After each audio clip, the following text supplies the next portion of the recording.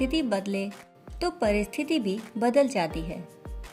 एक महात्मा से किसी व्यक्ति ने कहा, महाराज, घर गृहस्थी व कारोबार से फुर्सत ही नहीं मिलती, फिर मैं भगवान का ध्यान कब और कैसे करूं?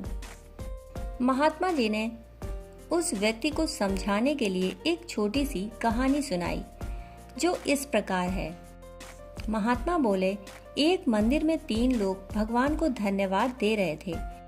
एक ने कहा, हे प्रभु, आप बड़े कृपालु हैं। मेरी पत्नी इतनी धार्मिक है कि वह भगवत ध्यान, भगवत पूजा और स्वाध्याय सत्संग में कभी बाधक नहीं बनती। मैं इसी कारण निश्चिंत होकर, एकाग्र होकर नित्य दिन आपकी पूजा करता हूँ, ध्यान करता हूँ, स्तुति करता हूँ, सत्संग करता हूँ और बड़े ही आनंद पूर्वक जीवन व्यतीत करता हूँ। हे प्रभु, यह सब आपकी कृपा के कारण ही संभव हो पाया है, इसलिए आपको बारंबार धन्यवाद देता हूँ। वहीं खड़ा दूसरा व्यक्ति बोला, हे प्रभु, आपने मेरे ऊपर बड़ा ही उपकार किया है कि मुझे इतनी कर्कशा पत्नी मिली। मेरी पत्नी इतनी कर्कशा है कि उसके प्रति मेरी कोई आसक्ति ही नहीं रही। प्रारंभ में उसके प्रति मेरे मन में जो भी आसक्ति थी वह एक एक कर मिटती चली गई और यह सब उसके कर्कश होने के कारण ही संभव हो पाया। यदि वह ऐसी ना होती तो शायद मैं उसके प्रति अधिक से अधिक आसक्त होता और तब मैं आपके प्रति आसक्त नहीं हो पाता। मैं धन दौलत, पुत्र पत्नी के चिंतन और चिंता में ही इतना अधिक डूबा होता कि फिर आपका चिंतन, आपका ध्यान नहीं कर पाता।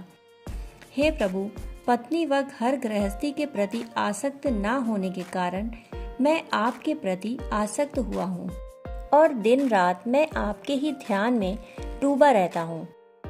फलस्वरूप मुझे हर पल आत्मिक आनंद की अनुभूति होती है और मैं कष्ट और कठिनाइयों में भी अविचलित रहकर सदा ईमानदारी और सच्चाई के मार्ग पर चलता हुआ अपने गृहस्थ जीवन व सामाजिक जीवन की जिम्मेदारियों का पालन करने में सफल होता हूँ।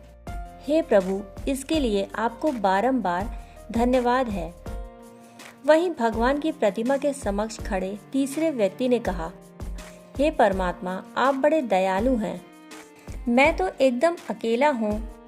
मेरी ना तो पत्नी है और ना ही बच्चे, जो आपके और मेरे बीच में दीवार बनते। अतः मेरा मन आपके चरणों में लगा रहता है।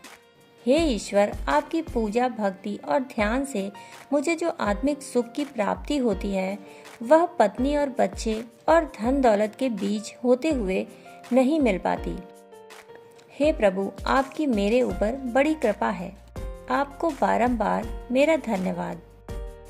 इस प्रकार मंदिर में उपस्थित उन 3 लोगों द्वारा भगवान को धन्यवाद ज्ञापित किए जाने की बातें सुनाकर उन महात्मा ने उस व्यक्ति को समझाते हुए कहा, देखो, अलग अलग स्थिति में होते हुए भी तीनों व्यक्ति प्रसन्न चित्त ईश्वर के प्रति कृतज्ञ और भक्ति में लीन थे। उन तीनों के मन में ईश्वर के प्रति या परिस्थितियों के प्रति कोई शिकायत नहीं थी। अतः परिस्थिति चाहे जैसी भी हो, अपनी मन स्थिति को ठीक रखना ही चाहिए। महात्मा के वचन सुनकर उस व्यक्ति की समस्या का समाधान हो गया। यह कहानी यह स्पष्ट करती है कि मन स्थिति से ही अच्छी या बुरी परिस्थिति का निर्माण होता है। यदि मन स्थिति ठीक है तो विपरीत परिस्थितियां भी अनुकूल हो जाती हैं और मन स्थिति ठीक न होने पर अनुकूल परिस्थितियां भी प्रतिकूल हो जाती हैं और जीवन में कष्ट कठिनाइयों की बाढ़ सी आने लगती है, जिससे जीवन कष्टप्रद हो जाता है। मन यदि नकारात्मक विचारों से भरा हो तो इस दुनिया में हर चीज हमें बुरी ही लगती है। सौंदर्य से भरी हुई दुनिया भी बड़ी उदासीन लगती है। यह उदासी बाहर नहीं बल्कि हमारे मन में है। मन पर जिस रंग का चश्मा चढ़ा हुआ होता है, हमें दुनिया भी वैसी ही दिखती है। हम सुख में भी दुख ढूंढते फिरते हैं, फिर हम वही पाते हैं जिसे हम ढूंढते हैं। अंततः यह सारा खेल हमारी मन स्थिति का है, परिस्थिति का नहीं। यदि हमारी दृष्टि ही दोषपूर्ण है यदि हमारे मन में ही कषाय कल्मश भरा पड़ा है तो उस मन से देखने भर से यह दुनिया भी कल्मशों से भरी हुई दिखाई देती है। यदि मन स्वच्छ है, मन निर्मल है, मन पवित्र है, तो संपूर्ण सृष्टि में सौंदर्य और पवित्रता ही दृष्टिगोचर होती है।